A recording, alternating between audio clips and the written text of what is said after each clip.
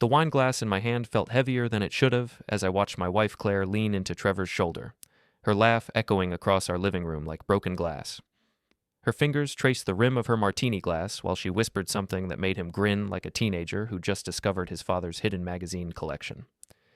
"If you stare any harder, you might burn a hole through them," said Janelle, my colleague from the crisis management firm, appearing beside me with a knowing smirk. She'd been watching the whole pathetic display too. I'm Nate Granger, 38 years old, and I make my living cleaning up other people's messes. Crisis PR consulting pays well when you're good at it, and my background in counterintelligence analysis makes me very good at reading between the lines. Right now, those lines were spelling out a story I didn't want to read. "Just admiring how comfortable my wife looks with her best friend," I replied, taking a long sip of wine. "It's heartwarming, really, like watching a nature documentary about mating rituals." Trevor Lin, law firm partner extraordinaire, had been Claire's friend since college. Tall, handsome in that generic lawyer way, with perfectly styled hair and a smile that probably cost more than my car. He specialized in corporate litigation, which explained his talent for making everything sound reasonable while stabbing you in the back. Claire caught my eye from across the room and waved, her wedding ring catching the light. She looked stunning tonight in that black dress I'd bought her for our anniversary. The irony wasn't lost on me. "Nate, come over here," she called out, her voice honey-sweet with just a hint of challenge. Trevor was just telling us about his latest case. I walked over, Janelle trailing behind me like backup I might need. The small group included Mia, Claire's socialite friend who treated gossip like a competitive sport, and Ron, Trevor's sidekick who laughed at everything his boss said with the enthusiasm of a trained SEAL. "What's the case about?" I asked, settling into the chair across from them.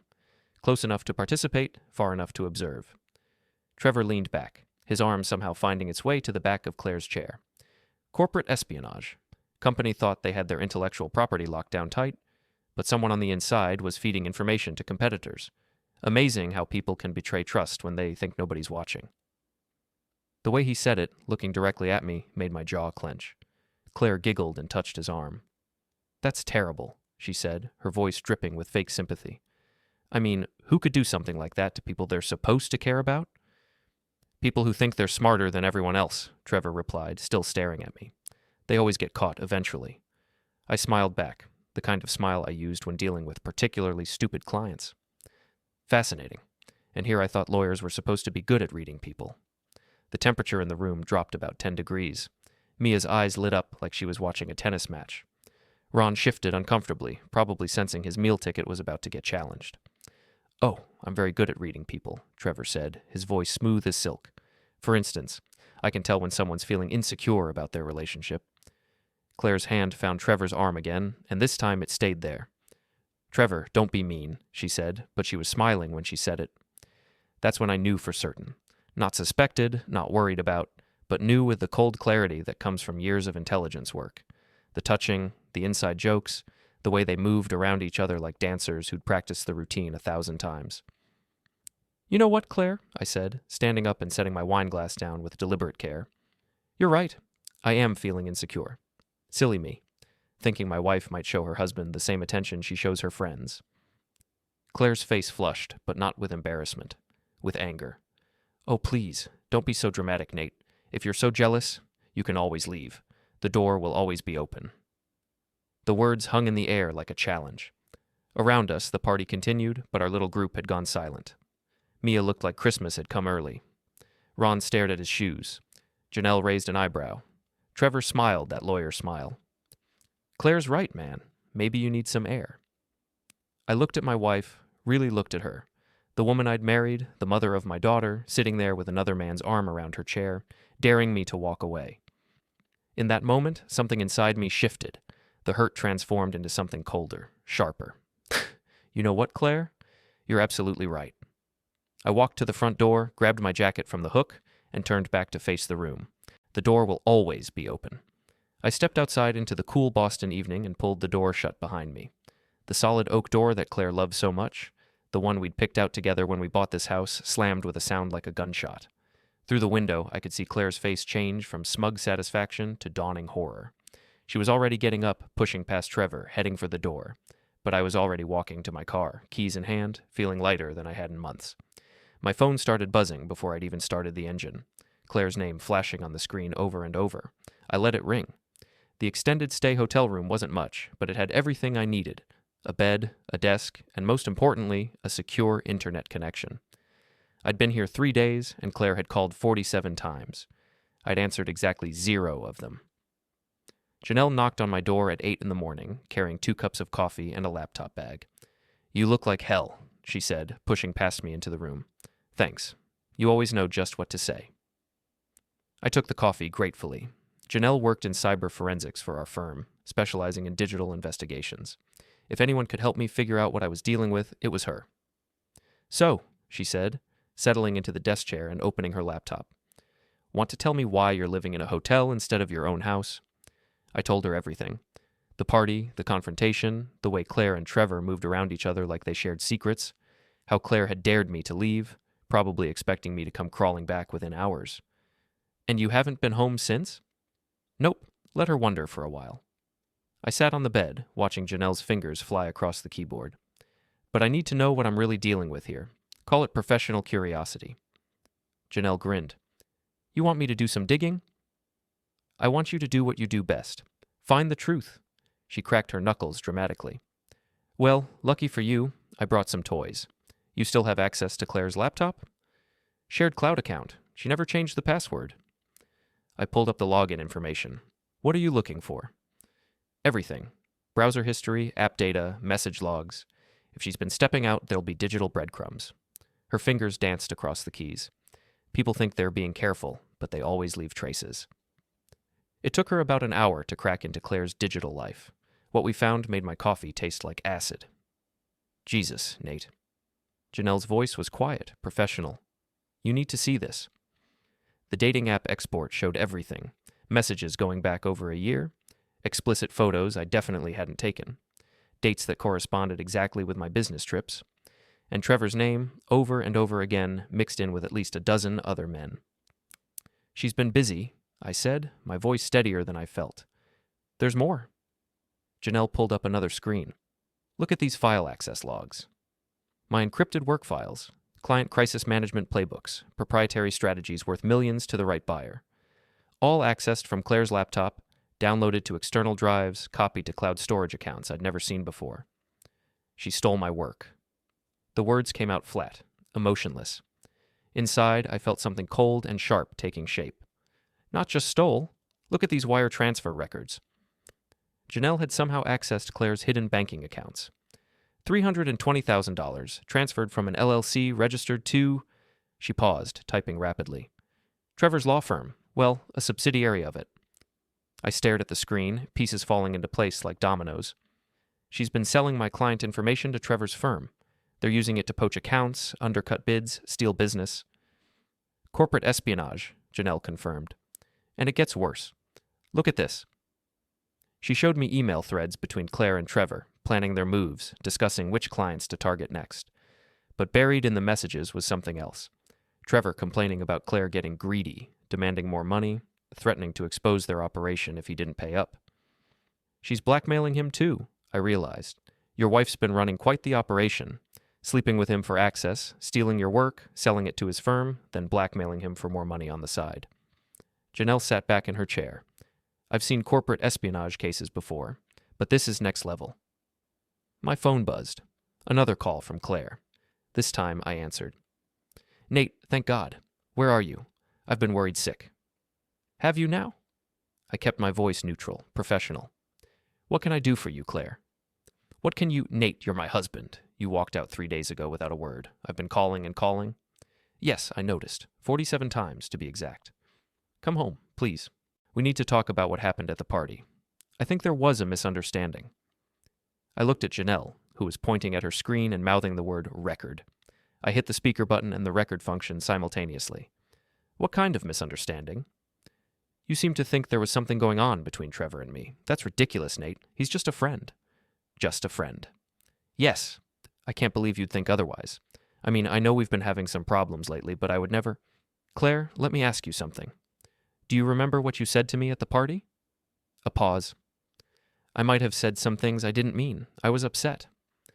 "You told me I could leave. You said the door would always be open." "I didn't mean it like that. You know I didn't." I looked at the evidence spread across Janelle's laptop screen.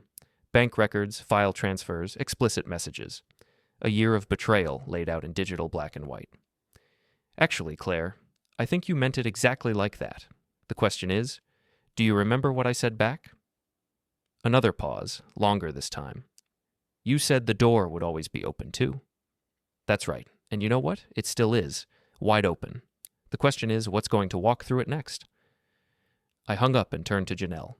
How fast can you put together a forensics package? She smiled, the kind of smile that made corporate executives wake up in cold sweats. How fast do you need it? Fast enough to file a federal complaint before Claire figures out what's coming. Consider it done. The FBI field office in Boston looks exactly like you'd expect. Concrete, glass, and the kind of institutional lighting that makes everyone look guilty. I sat in a conference room with Special Agent Sarah Martinez, watching her review Janelle's forensics package with the focused intensity of a surgeon. This is thorough work, Agent Martinez said, flipping through printed emails and bank records. Your colleague knows her stuff. Janelle's the best in the business. I kept my voice steady, professional. The evidence speaks for itself. Wire fraud, conspiracy to commit corporate espionage, identity theft. She ticked off charges on her fingers. The dollar amounts definitely put this in federal territory. You said the stolen intellectual property is worth how much? Conservative estimate, $2.5 million. Those crisis management strategies took me years to develop. They're based on classified techniques from my intelligence days, adapted for corporate use. Agent Martinez made a note. And your wife had access to these files, how? Shared home network, encrypted vault with timestamp logs. She used my credentials to access client files, downloaded everything to external drives, then sold the information to her boyfriend's law firm. Trevor Lin, partner at Morrison, Keck & Associates. That's right. They've been using my strategies to poach clients, undercut our bids, steal business. Classic corporate espionage, just with a more personal twist. She studied the wire transfer records. $320,000 is a lot of money. Apparently I'm worth more than I thought. I couldn't keep the bitterness out of my voice entirely. Agent Martinez looked up from the files. Mr. Granger, I have to ask, what's your endgame here? This investigation will destroy your wife's life. She's looking at 7 to 10 years federal prison if we can prove these charges. I thought about Claire's dare at the party. The smug look on her face when she told me I could leave. The way she'd been stealing from me for over a year while playing the loving wife. Agent Martinez, my wife made her choice when she decided to betray everything we built together. I'm just making sure there are consequences. She nodded slowly. We'll need you to maintain normal contact with both subjects while we build the case. Can you handle that? I'm a crisis management consultant. Handling difficult people is what I do. Good. We'll want to monitor their communications, track any additional financial transfers. This could take a few weeks to develop fully. How long before arrests? If the evidence holds up, 2 weeks, maybe 3. We'll want to coordinate with the State Bar Association, too. Mr. Lin is looking at disbarment on top of criminal charges. I shook hands with Agent Martinez and walked out of the federal building feeling lighter than I had in days. The wheels were in motion. Claire wanted to play games with people's lives? Fine. Let's see how she liked playing against someone who actually knew the rules. My phone buzzed with a text from Trevor. We need to talk. Tonight, 8 p.m. Murphy's Pub, downtown. Interesting. I texted back, see you there. Murphy's Pub was the kind of place lawyers went to drink away their ethical violations. Dark wood, darker lighting, and bartenders who'd learned not to ask questions. Trevor was already there when I arrived, sitting in a corner booth with a whiskey that looked like it wasn't his first. Nate. He stood up, extending his hand like we were old friends. Thanks for coming. I shook his hand, noting the slight tremor in his fingers. You sounded urgent. What's on your mind? Claire's worried about you. We all are. Touching. I signaled the bartender for a beer. Since when is my well-being your concern? Trevor shifted in his seat. Look, I know things got heated at the party. Maybe I was out of line with some of my comments. Maybe? Okay, definitely. I was out of line. Claire's your wife, and I should have respected that. I studied his face, looking for tells. Slight perspiration, despite the cool air. Avoiding direct eye contact. Classic signs of stress. Trevor, let me ask you something.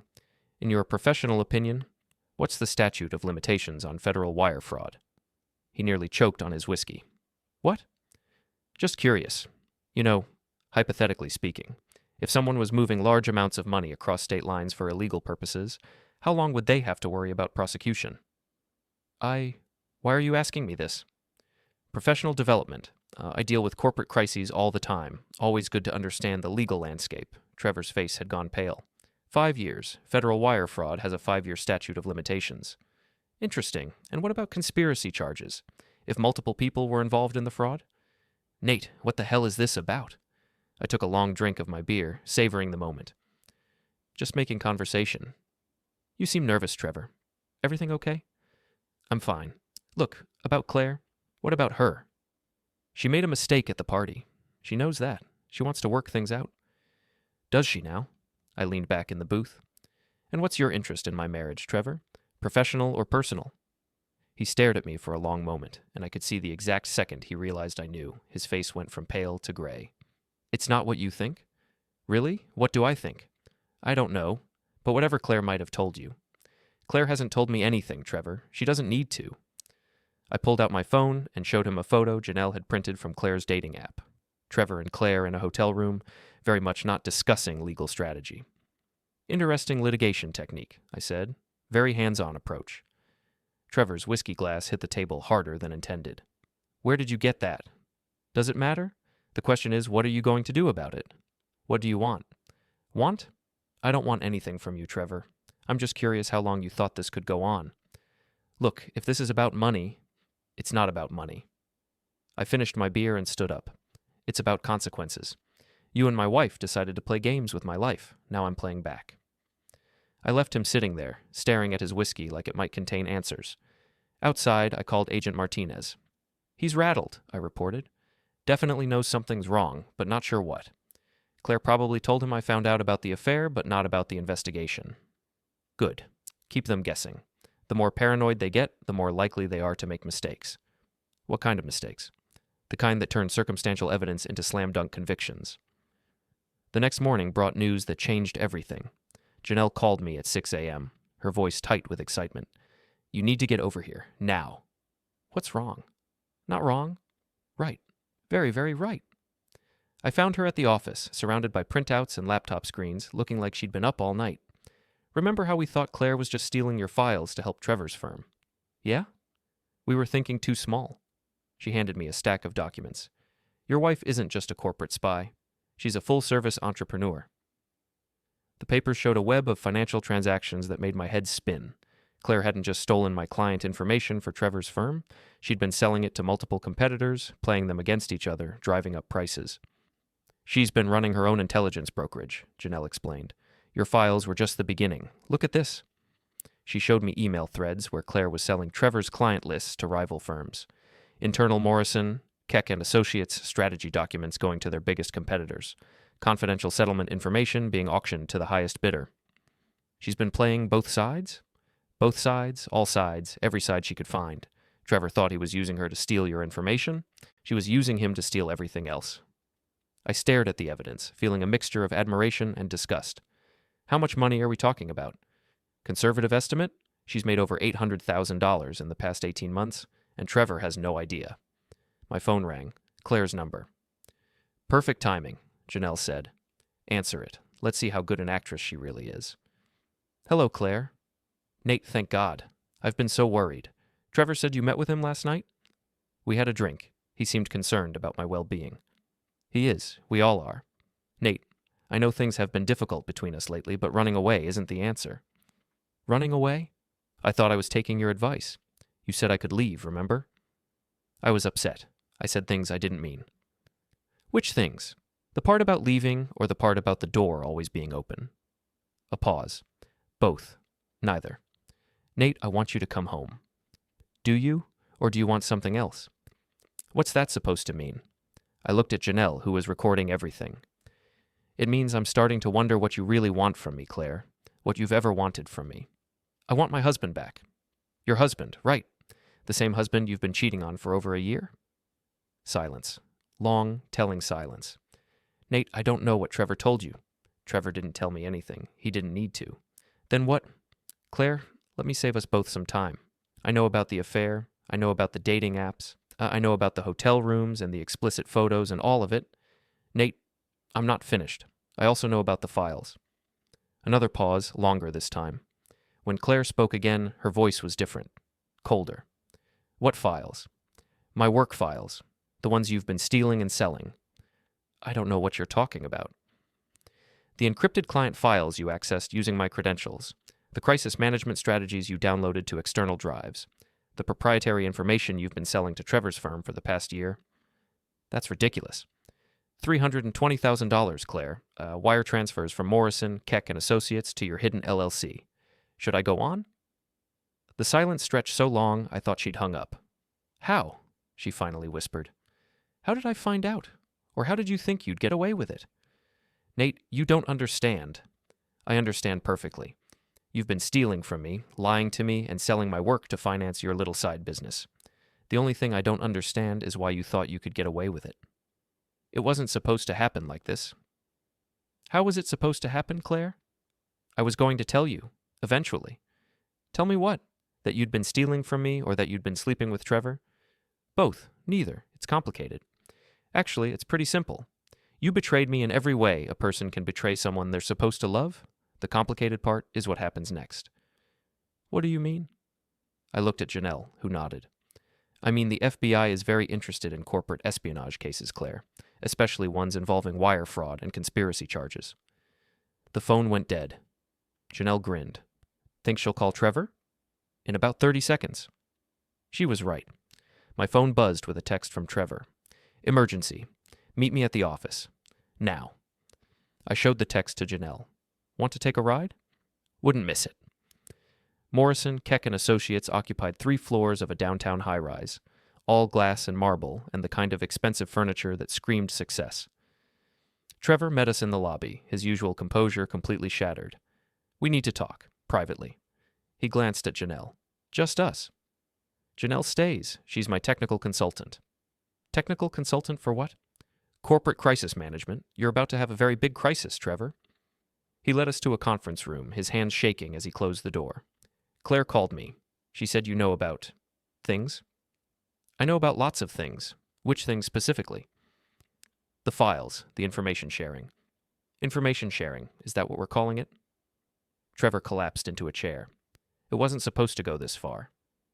How far was it supposed to go? Just a few client lists, some strategy documents, nothing major. Nothing major? Trevor, you've been systematically stealing my proprietary work for over a year. I know. But Claire said you'd never notice. She said you had so many clients, so many files. I sat down across from him, Janelle taking notes beside me. So this was Claire's idea? At first, yes. She approached me about 6 months after things started between us. Said she could help my firm compete better. And you just went along with it? She was very persuasive. He looked up at me, his face a mask of guilt and fear. I'm sorry, Nate. I know that doesn't mean anything now, but I am. Sorry you got caught, or sorry you did it? Both. Janelle leaned forward. Trevor, how much did you pay Claire for the information? About $300,000 total. And how much additional business did Morrison Keck generate using that information? He was quiet for a long moment. Maybe $2 million, maybe more. So you paid Claire $300,000 for information that generated $2 million in new business? Yes. I pulled out my phone and showed him the same financial records I'd shown Agent Martinez. Trevor, do you recognize these transactions? He studied the screen, his face growing paler. These are Claire's accounts. That's right. Notice anything interesting about the amounts? There's more money here than I paid her. A lot more, $800,000 more. Where did the rest come from? Janelle answered. Your firm's client lists, internal strategy documents, confidential settlement information. Claire's been selling your secrets to your competitors. Trevor stared at the phone screen like it was showing him footage of his own execution. She's been playing both sides.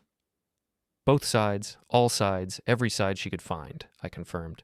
You thought you were using her to steal from me. She was using you to steal from everyone. Jesus Christ. Trevor put his head in his hands. Do you know what this means? It means you're screwed, Trevor. You and Claire both. The Bar Association will disbar me. The firm will sue me. I'll lose everything. Yes, you will. He looked up at me, desperation in his eyes. What do you want? Money? I can pay you back. The firm has insurance. I don't want your money, Trevor. Then what?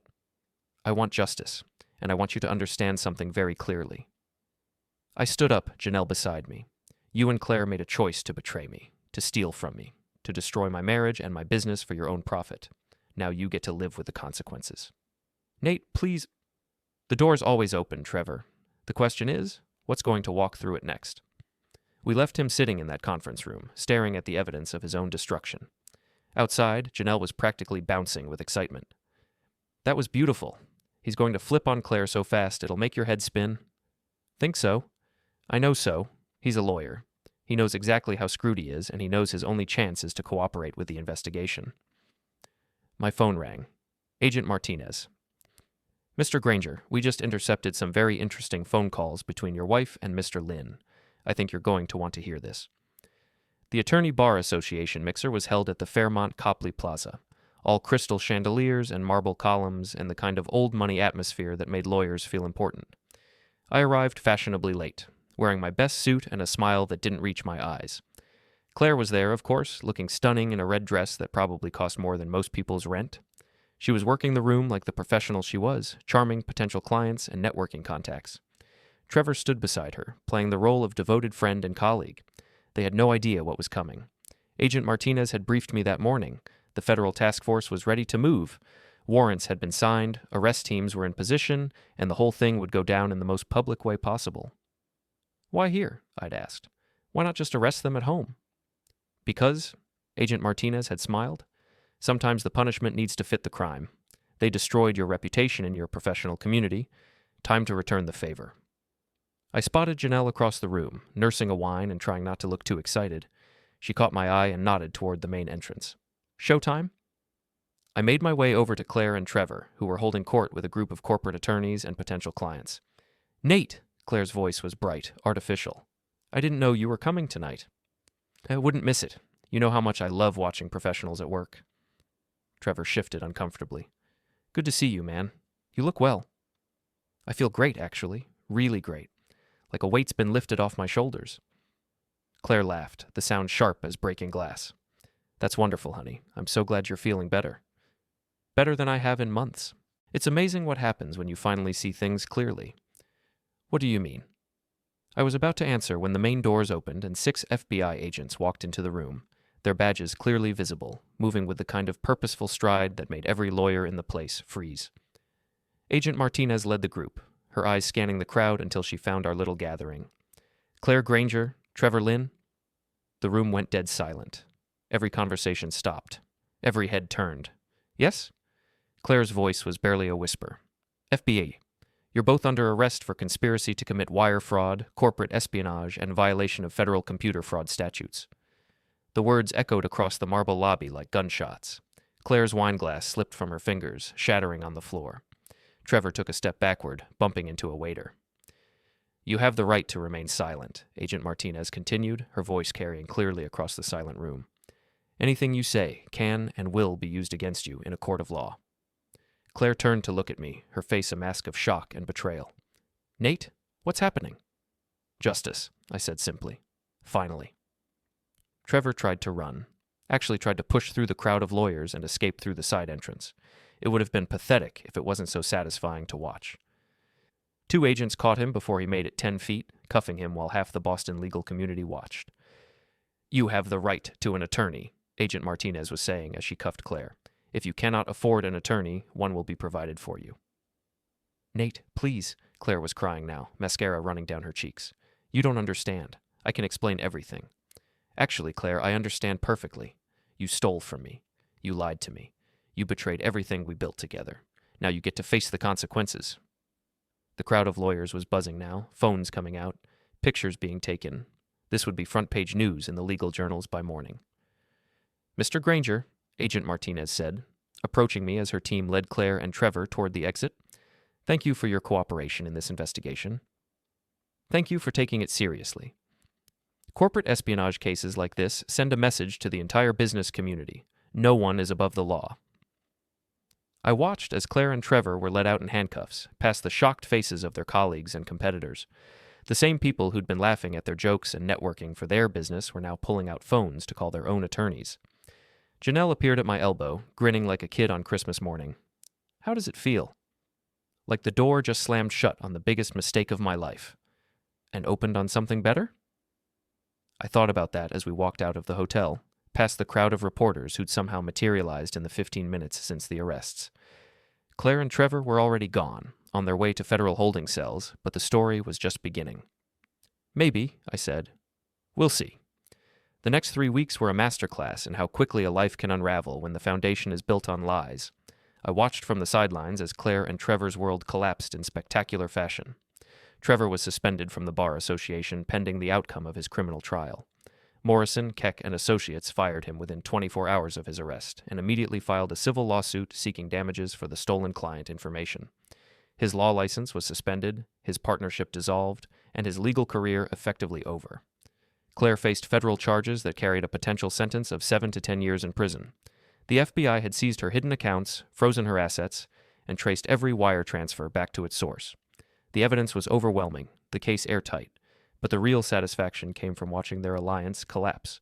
I was having coffee with Janelle when she showed me the latest intercepted communications between Claire and Trevor. The FBI was still monitoring their calls, and the recordings were fascinating.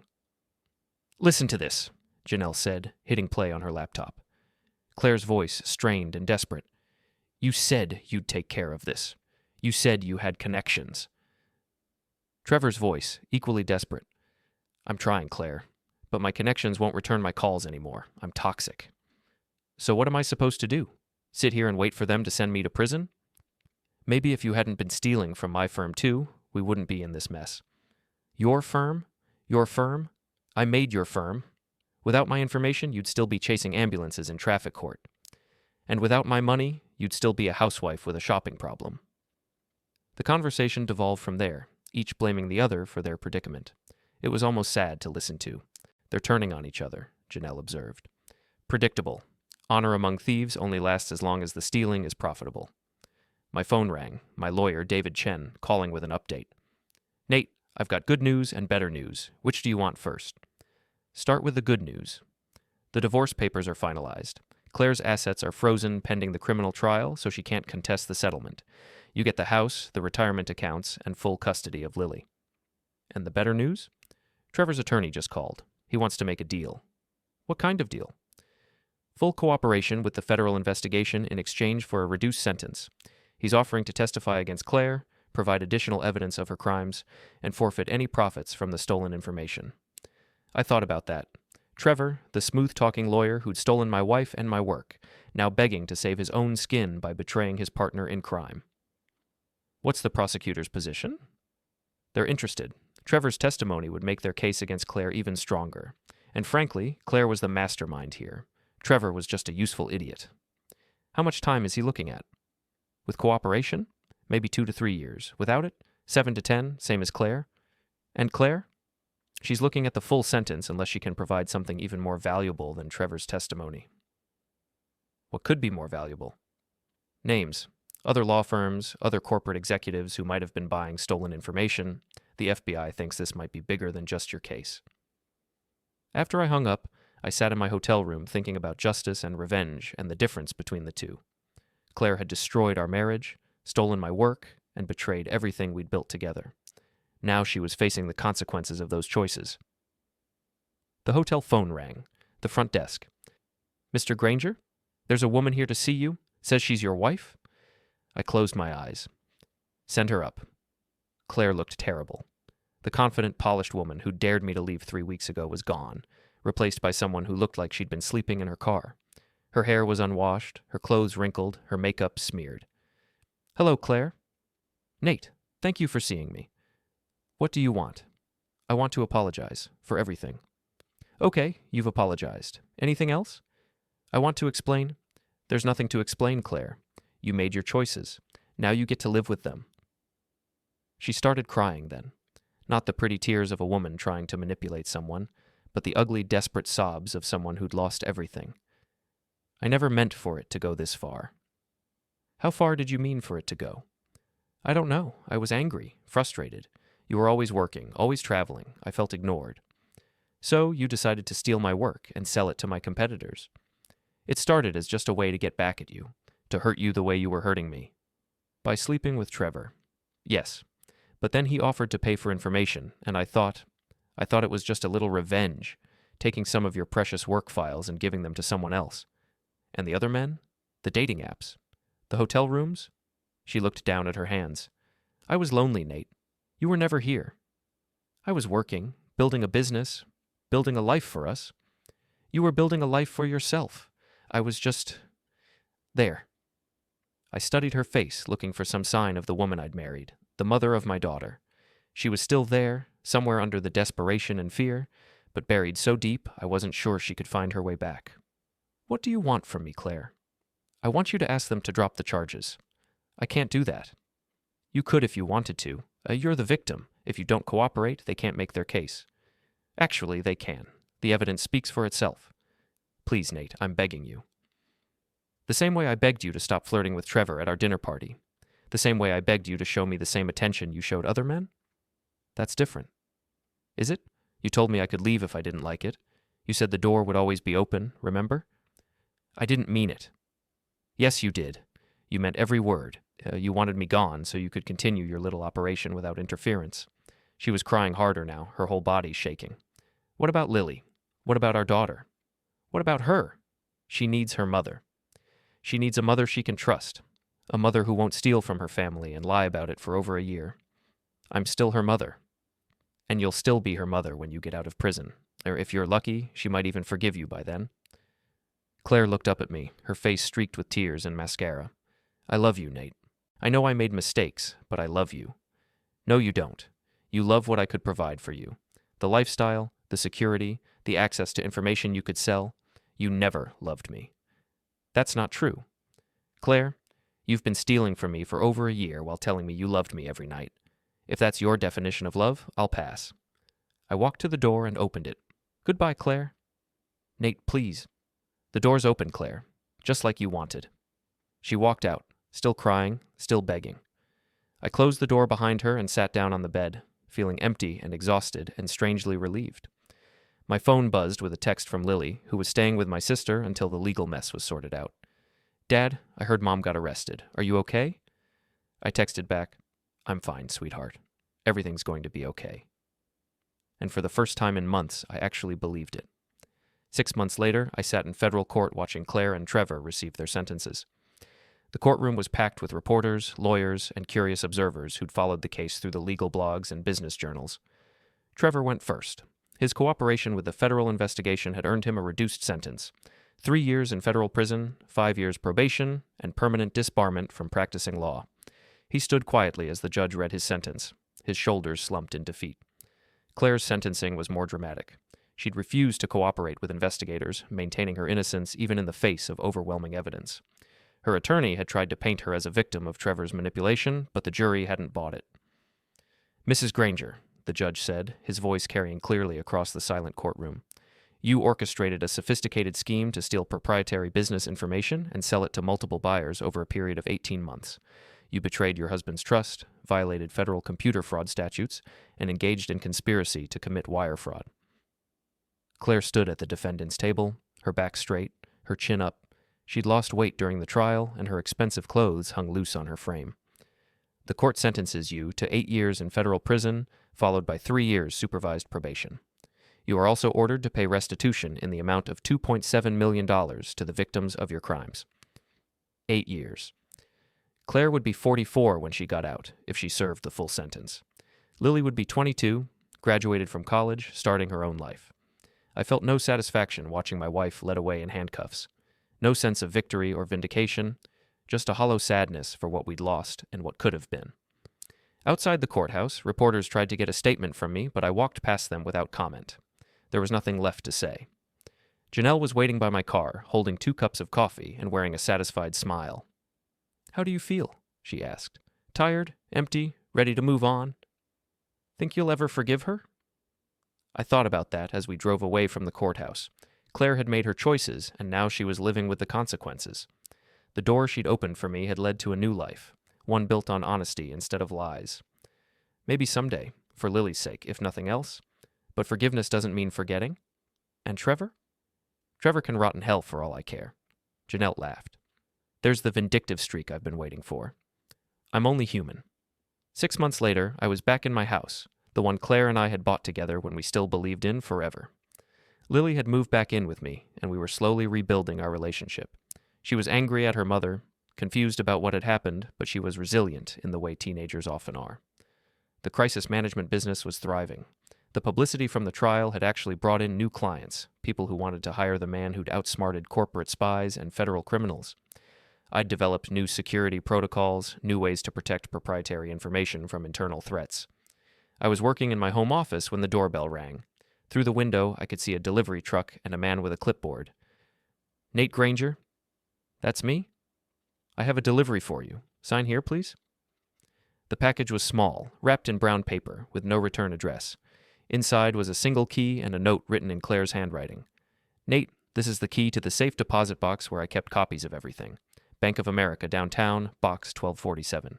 I know you'll never forgive me, but maybe someday Lily will understand that I never meant to hurt her. The door you walked through led you to a better life. I hope someday I can find my own door to something better. Claire." I held the key for a long moment, thinking about doors and choices and the weight of consequences. Then I put it in my desk drawer and went back to work. Some doors are meant to stay closed,